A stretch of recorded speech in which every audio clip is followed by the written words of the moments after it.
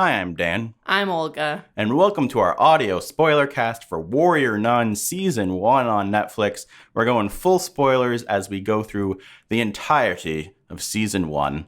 We enjoyed this show.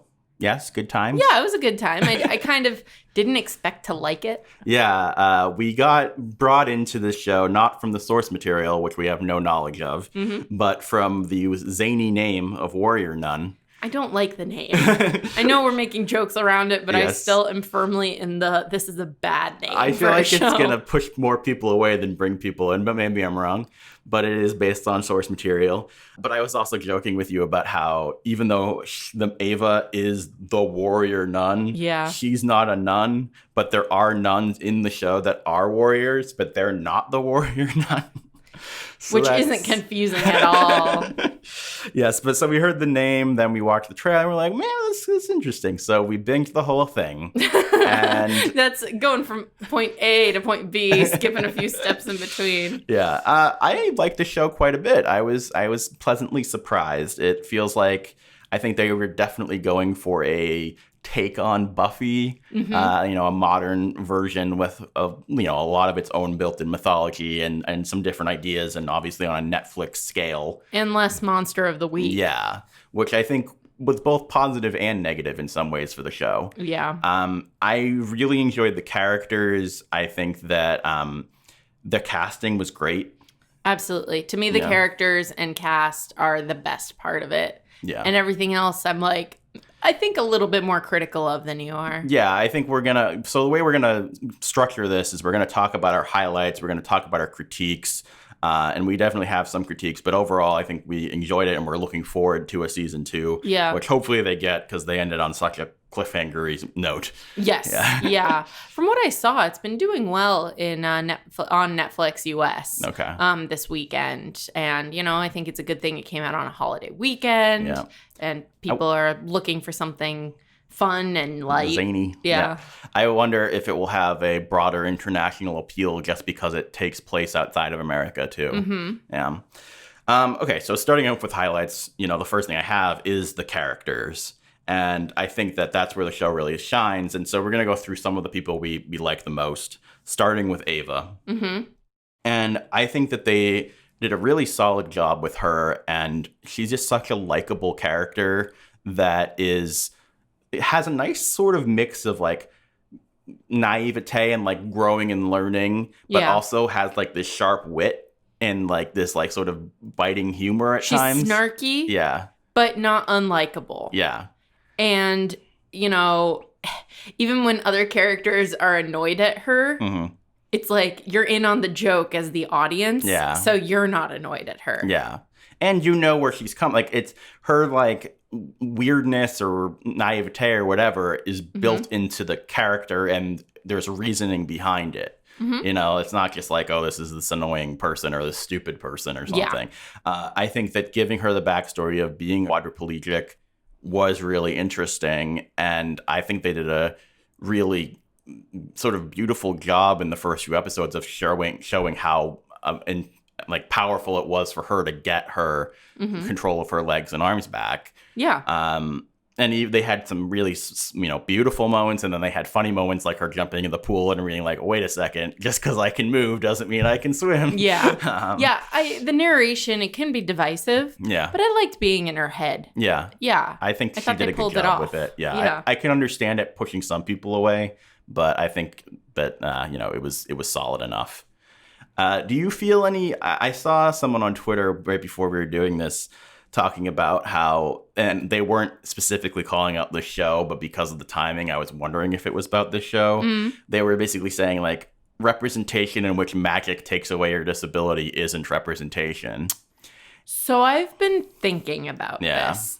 And, as someone who is able-bodied, I have a very the world of disability and disability advocacy is not something that I am very familiar with. Yeah. But as I've tried to educate myself on how to be a better ally and how to call out my own ableism, I've seen this narrative or I should say I've seen these kinds of posts about I want a character like me to actually be on the screen. And it is not realistic for me to just have my disability disappear one day. Yep. And you can't live your life like wishing for that to happen. Yeah, yeah. And it's just like your reality. And to say that your only worth as this person is if your disability goes away. Yeah. And how harmful things like this can be. Yeah.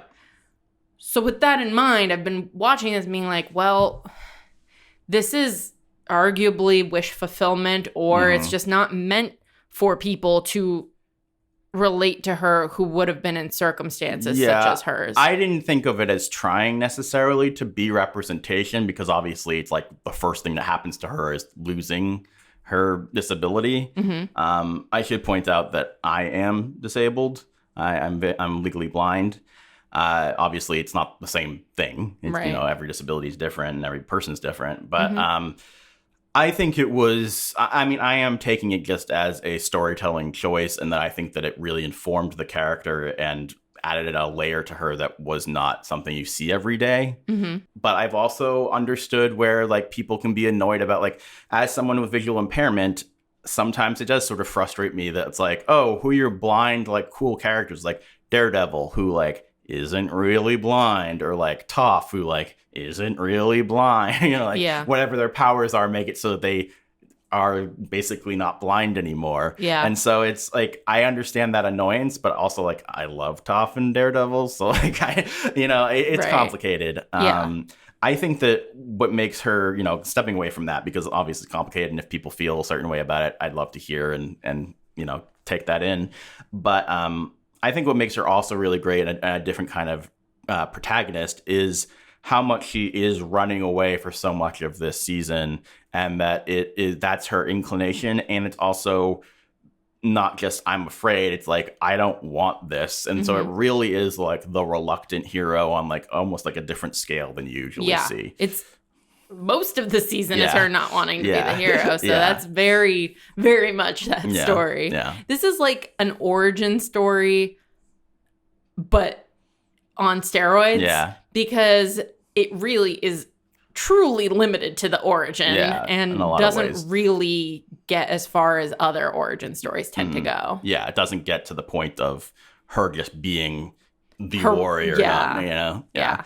And just like living in that zone yet. You just kind of get a taste of it. Yeah. I will say at least, actually, I just remembered when you were talking about the disability stuff, is they kind of hint on the thing of like, oh, are you like the idea of saying you're worthless and without overcoming the disability, because of the fact that the nun who kills her is like, oh, what's the point of you even being alive? And that's obviously shown as a negative thing. Yeah. So she is one of the villains of this season. Yeah. And of her just like calling her a burden is fucking evil. It's so there's complexity to the discussion here. At the very least, it is like taking an unequivocal stance on people who think that way by equating them with a serial killer. Basically, but in a way, it's also like, well, it's not just like a well-intentioned person who thinks that. It's a serial killer who thinks that, whereas there are probably people who have internal biases like this and are wrong and probably wouldn't state them or kill someone, but are still like ingrained that way by society. So one of the like extreme positives of this season is where Ava's reassured that like, even if your abilities go away tomorrow, we're still going to be here for you. We're not going to abandon you. You're not a burden to us. Don't think of yourself that way. We will be here for you. Like, we're your sisters. Yeah. And at the very end, when she's going to give her halo away, he says, I don't think you'll die, but you might revert to how you were. And she's still willing to do that. Right. So I think that's like, she's found a worth in herself after all of that being told to her. Yeah. So like, you know, it's there. Yeah. It's in there. Yeah. It's interesting. Moving on from her, I think I really enjoyed Shotgun Mary. Yeah. Shotgun Mary, I think the casting there was great too. Very likable actress. They play well off of each other, her and Ava, really well. And I think that Mary does a great job of that internal, like, like that exterior roughness with like that heart underneath. And, you know, it's a character you've seen many times, but I feel like in this context, especially with her like surrounded by nuns, it really has her stand out in a positive way. I couldn't help. So obviously I know that this has its own source material, like we mentioned. I couldn't help but draw the Watchmen comparison a little bit because what's her name? Sister Knight. Sister Knight, who is like the protagonist of Watchmen, is also like the HBO series. Yes, sorry. Yes, not the movie. The recent HBO series that was like so phenomenal and has been on our minds a lot lately. This was kind of just, I have the priming to like that Shotgun Mary, even though she's her own character, obviously, in different franchises. But long story short, it was very well done. She's very complex. I like her backstory. Yeah. And again, like, I think in a way she is another facet of like, they told me I was worthless, but here's what I can bring to the table, and I have found my own worth. And my own strength.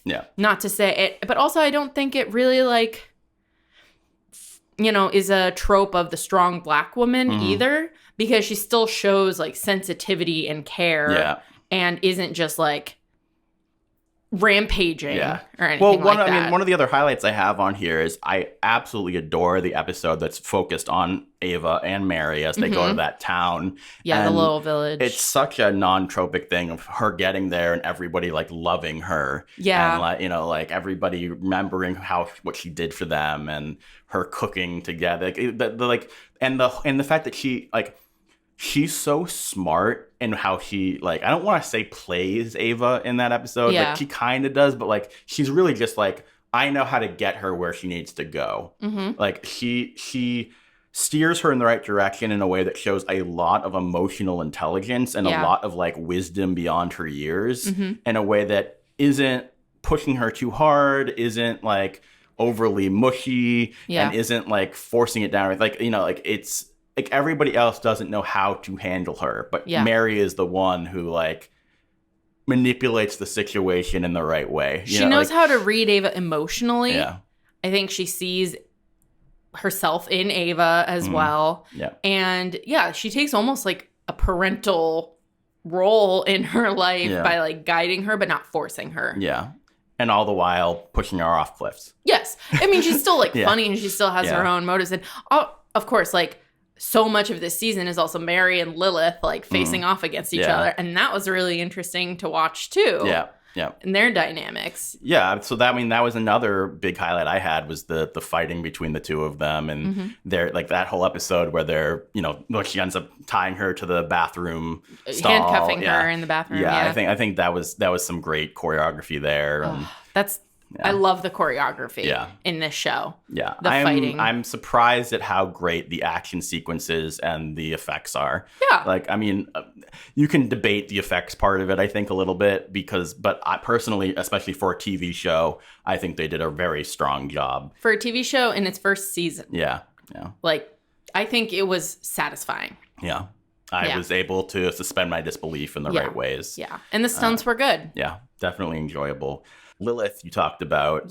She had an interesting arc here that we didn't really see coming. Well, you're right. We didn't see it coming. I'm not like super surprised that she came back from hell. You know, the whole like she wasn't like drooped over dead as they dragged her as the creature. I always forget its name. The whatever or something. Anyway. So she was interesting before that. Like, she's an antagonist. She's trying to kill Ava. But I still like watching her, even though I don't agree with her goals. Or methods. Yes. But I feel sympathy for her as well. Of like, she feels the weight of her of her family's legacy and what she's been pushed to do.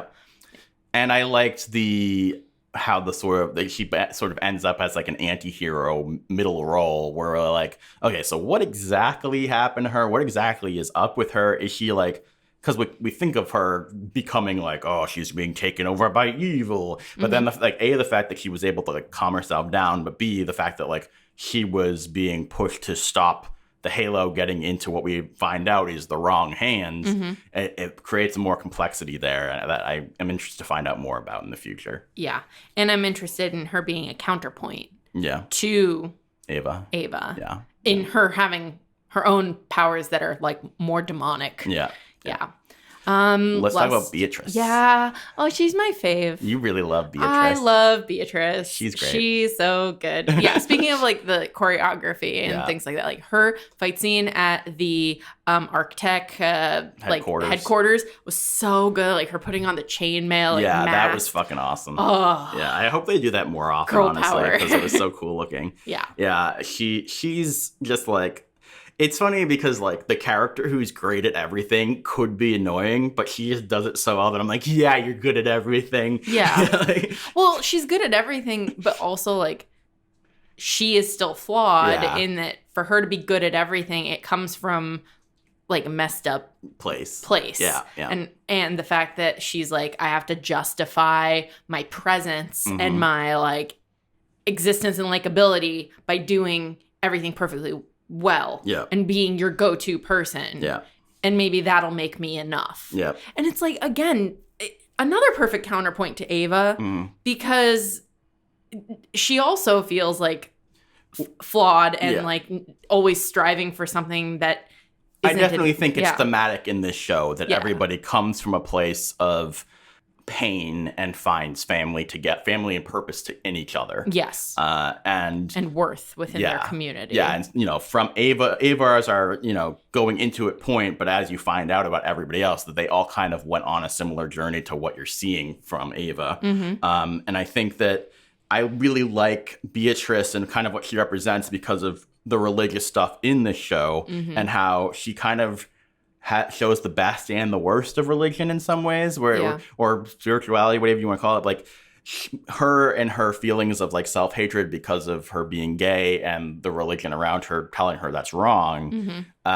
You know, showing you the critiques and the negative things about Catholicism, but also she is someone so full of faith herself. She's one of the most faithful of the characters, I would say, showing that like the ritual and the dynamics and the bureaucracy and all that stuff around Catholicism, there's something out there that's not just that still has worth. Yes. And that tradition isn't always appreciative of that which is outside of its traditional parameters, and that there's still worth in that.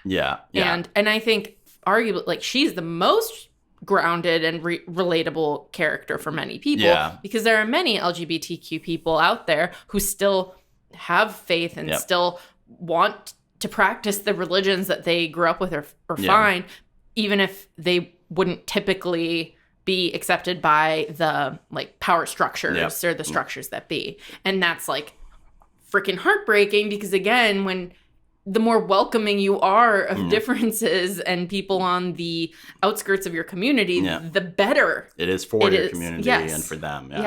I think that brings me to the question I posed to you when we were watching is when they made the reveal of her being gay, where do they go from there, her being a nun? Right? Is it just a story of her accepting herself and then that's kind of that? Or does that mean she ultimately stops being a nun so that she can live the life that she, you know, pushed herself away from, but keeps her religion, but doesn't keep her vows or something? Right. That's a great question. I don't know. In some ways, it is more transgressive or like more bold for her to be like, this is my identity. This is, I am gay. I am a lesbian woman, but I am also like so connected to my faith that I still want to dedicate my life to this. Yeah. Which is interesting, but also it makes it like, it's harder, it's more abstract for her to like find self-acceptance if you can't actually like find love. Right. You know what I mean? Like let herself find romantic love. Fulfill that piece of herself. It's because she's denied it to herself for the purposes of pleasing her family and pleasing others. Yeah. So that's very complicated. Yeah. But I want to say, I mean, especially because, you know, from what little reading I've done about the comics that these came from, like it came at a time and from a place that some people argued was nunsploitation, which is this idea of sort of like almost fetishizing being a nun. And a lot of that stuff, in the old days, and I'm sure now too, or whatever, but a lot of that stuff is like fetishizing, they all become lesbians together, right? And so this is a nice subversion of that, of like making it like a serious and emotionally powerful part of the character, as opposed to just like titillating you with their lesbian nuns, right? Because at the end of the day, a straight nun and a straight priest can still go and be straight and still take vows and still be this way. So there are people who are LGBTQ in the church. That's just part of it. But the fetishization of it is like, I think, part of the problem of suppressing their identities, along with the taboo nature of it within the religion itself. And we're talking about Catholicism here exclusively because that's what it pushed them. Also, I grew up Catholic, so that is my viewpoint on all of this stuff too. I grew up Jewish in a very like liberal, progressive community. While we're on the topic of religion, let's talk about Father Vincent a little bit. And I think that they did an interesting job with him, where he reminded me of Giles a lot from Buffy. As like the teacher role who, was very understanding of people, but also had a dark past and all that stuff. And the fact that they ended up having the twist with him, I'll say I thought about it at one point, but I also didn't expect, because of the fact that we got the Adriel twist, I wasn't necessarily expecting a second twist. Right. So I think that was a cool reveal. And in some ways, what I liked the most was the reveal that Doretti wasn't that bad. Yeah. He's like just power hungry. Yeah. And like sycophants. Yeah. But otherwise, he's not like a murderer. He's just like representative of the patriarchy of the church. He's much more grounded in his faults, rather than someone who wants the bones of an angel to get ultimate power. Right. Right. Another way they subverted it with Father Vincent is that they straight up having him describe his dark past. Yeah. And also we like see him pull up his sleeves and he's got sleeve tattoos and takes off the collar. Like you think he's gone beyond in his fight to like subdue his darkness. That like he's more or less won. Like he's not drinking. Like he says no to that. Like he's able to like say no to vices and is ashamed of having to act violent. But then he's being controlled by a dark master. I'm fascinated how they explain him more and what his real motivations and history and all that stuff is in season 2, now that we have the reveal of him being on the dark side. Yes. And then I want to talk a little bit about Gillian, too, who I also think was really interesting and subversive, and how they set her up as a villain. And I think I sort of primed myself a little bit because I had, scanned through some interesting information about the source material. And Julian Salvos, or whatever her name is, a male version, was like an ultimate villain in the comic books. So like they set her up in this way as this villain character, and she becomes a lot more complex than that, and barely a villain at all, I'd say, by the end. Yeah, Jillian is more of an ally. Who has her own like stuff going on. Who did some stuff that is like questionable. Exactly. But isn't actually like trying to hurt our main characters, and therefore I'm just kind of like, all right, you're another fairly grounded person who has like, even when they do some bad things, is motivated by love and this connection with her son. And I think the actress also provides a lot of nuance there. She feels very real. Jumping back a little bit, we mentioned Adriel and the big twist with him, and I think that he is a really cool and likable, villainous character that they set up in the final episode. And, the twist isn't fully fulfilled, maybe, but clearly he's A, alive, B, not an angel, and C, up to no good. He's a bad boy. So something I've been like somewhat scrolling through IMDb as we've been talking to confirm a few things here and there. For those of our listeners who are familiar with The 100. Oh, really? Graveyard McCreary. Really? Adriel is Paxton Graveyard McCreary from season 5. I did not pick that up at all. I didn't either. Holy, that's why I'm so sorry. I think weird. I peaked our levels with my enthusiastic. Oh my god, he's Graveyard McCreary. That's so weird. Oh my god, I want to watch the whole episode over again. Oh my god. Yeah, I think if we'd realized that, we'd been like, yeah, he's a bad guy. Get out of there, Ava. Run. I know your Halo's recharging, but this guy's a psychopath. Very excited about him and him having, I'm sure, a much bigger role in the next season. Mm-hmm. Not a whole lot more to say there, except that he cues the scenery quite well. Yeah. Yeah. Yeah. And then, beyond that, before we get into our critiques, I want to talk about a highlight for me is the setting and the fact that this show, they chose to set it internationally outside of the U.S. I believe the source material takes place in New York from what I had read.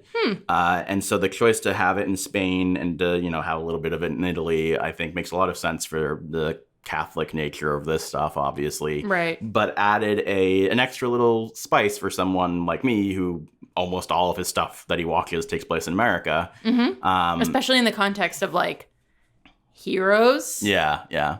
And heroic superhuman people. Yeah, just seeing different kinds of settings and different architecture and different kind of people. Mm-hmm. And it was all I thought was really interesting.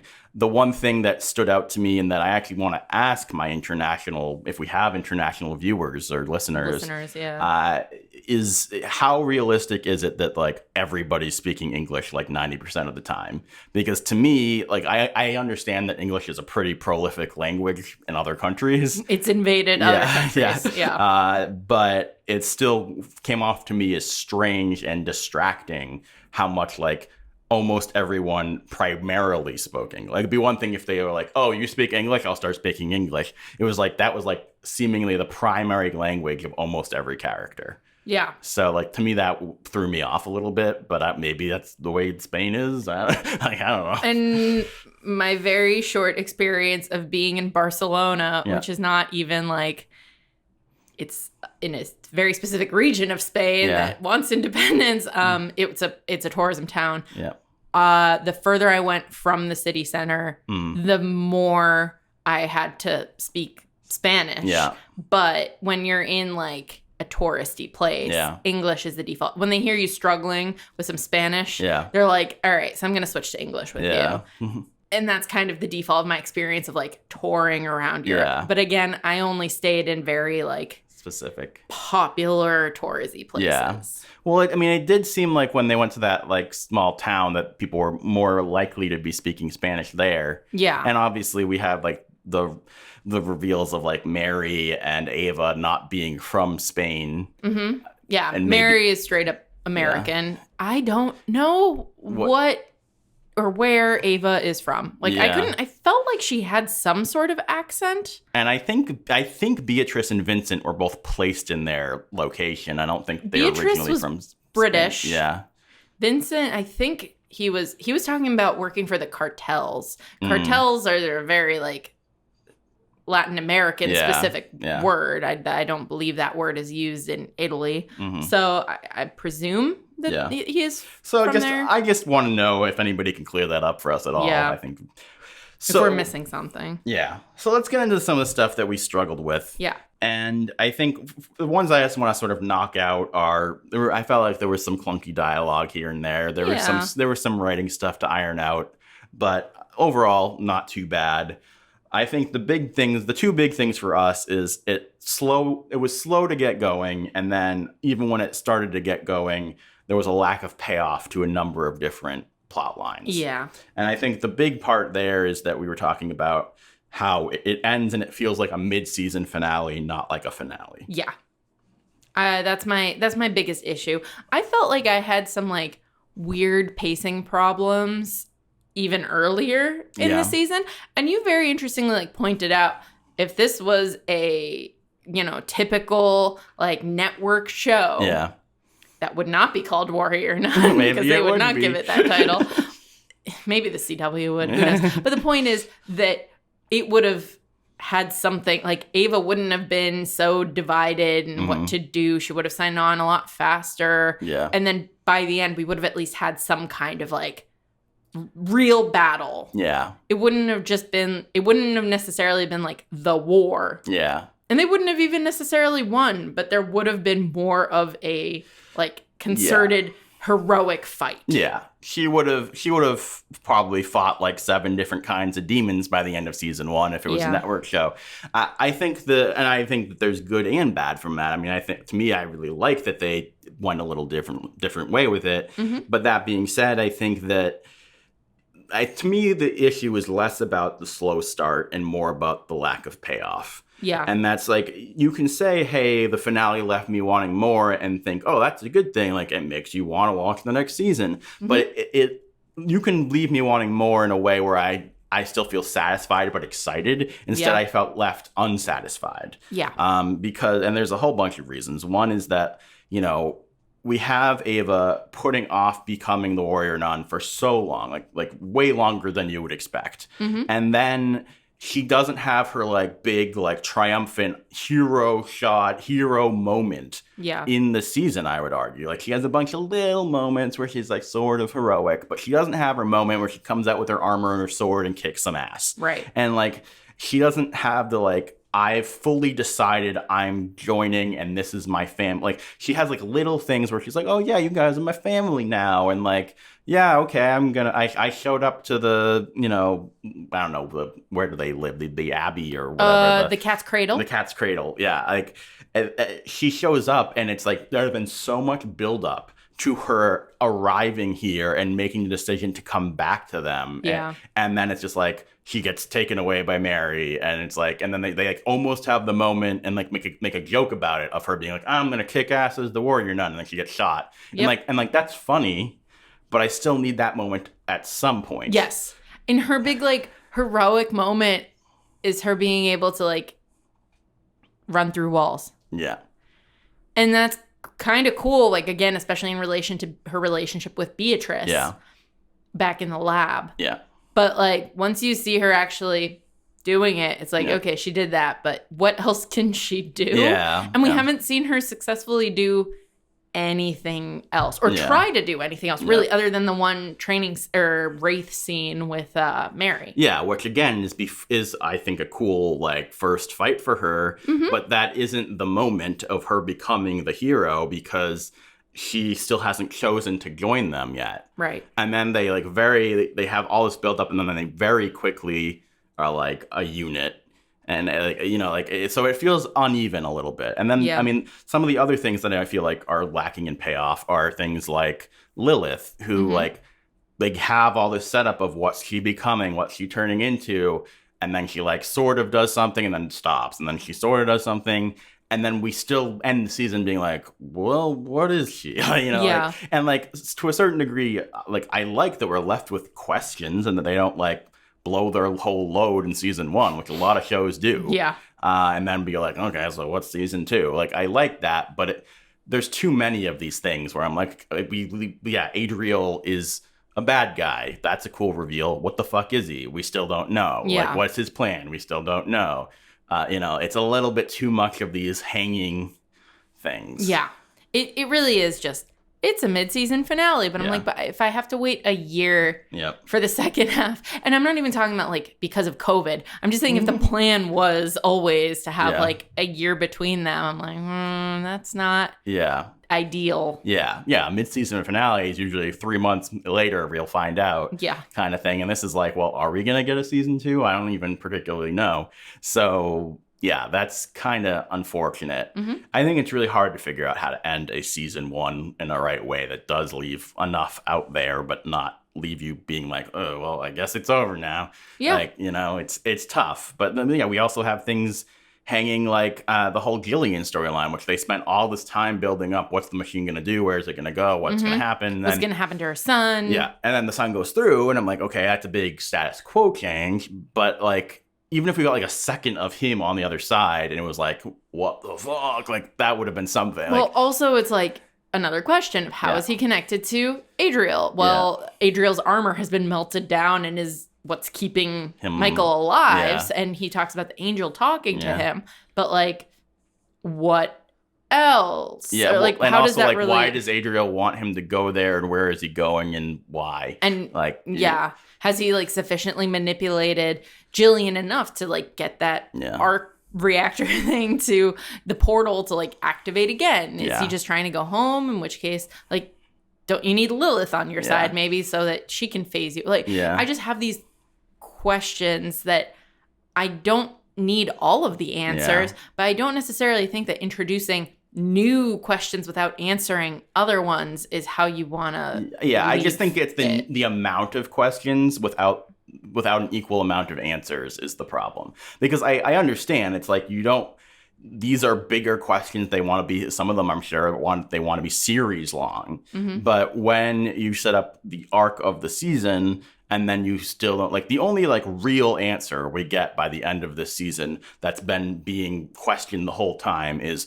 who killed Shannon. Yeah. Like, other than that, every other storyline is just kind of left in the middle. Yeah. And I think that's the thing that leaves you feeling a little bit wanting. And then similarly, we didn't even mention JC, who, he's kind of just, like, left over here at the halfway point, and I'm like, so is he gone now? like maybe can he be like, I truly am like, what can he add? Well, so then maybe he's gone. I don't know. I wonder, like, are our fans going to be upset about that? I mean, obviously Shipper's gonna ship, right? Well, here's the thing, they're like, oh, he's really good at getting fake IDs, he has connections, he has this. I'm like, so does Shotgun Mary. Like, Mary has seemingly established herself as having links in the underworld. So do we need him when we have her and she's already more important? Well, and I'd say the thing is, to me, like, I don't think we need him back because I think he was a plot device for the most part. I think the actor did a solid job with him, and they had chemistry, sure, but, like, he doesn't matter now. Like, he was a placeholder until she got to the point where she had her family, in my opinion. Yeah. So maybe he is just gone, but I'd kind of like to know. I don't know. That's just kind of a question we have. Chalk it up to another. Yeah. And I mean, I think for you, maybe more than me, the friends in general, that group with JC was a little bit more of a bleh thing for you.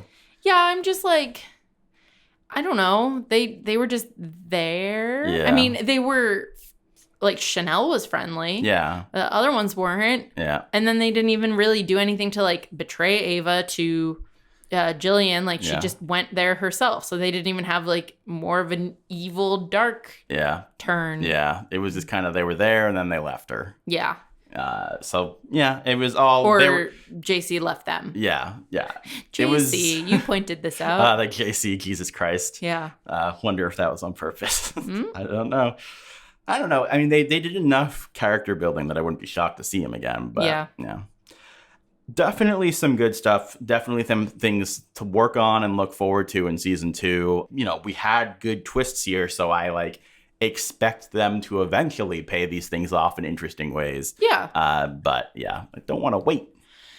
I like it. I'm down for more. Yeah. Just hurry it up. Yeah. As soon as production's permitted, you go. Yeah. You go back to Europe. Well, and I think the thing that's funny is that... I guess we talked about that she didn't have her hero moment, but more specifically, like, she didn't ever really have a cool fight. And it's not like, oh, the show has too low of a budget, they, like, had to cut down on the effects or whatever. Like, there was tons of fights in the final episode, and, like, even they have that badass moment where, like, we weren't trying to defeat you, we just needed 7 minutes. Yeah. And it's like, okay, that's cool, except we've never seen her fight anyone. And also, she still doesn't. She just, like, is able to see all the wraiths possess people, and then you guys just kind of clump up together and back up in fear until Mary rushes in and gets swarmed by the possessed. Yeah. And that's where it ends. Yeah. It's like, okay. Cool, I guess. Yeah. Yeah, I don't know. I'm excited for them to actually be a unit fighting together and for Ava to, like, take her place as the hero, So we will see. Hopefully there'll be a season 2. Yeah, keep watching. I don't know who would be listening to this if they haven't seen the show. But if you're one of those people who's like, hey, I like Dan and Olga, what are their thoughts? I don't care about spoilers. How do they feel about those warrior nuns over there? There's only one current true warrior nun. Yeah, I don't know. What did you think about the season? Did you like things that we didn't mention? Did you have, different critiques than we did? Let us know in the comments down below. Please like, subscribe, share. And I hope you're doing okay.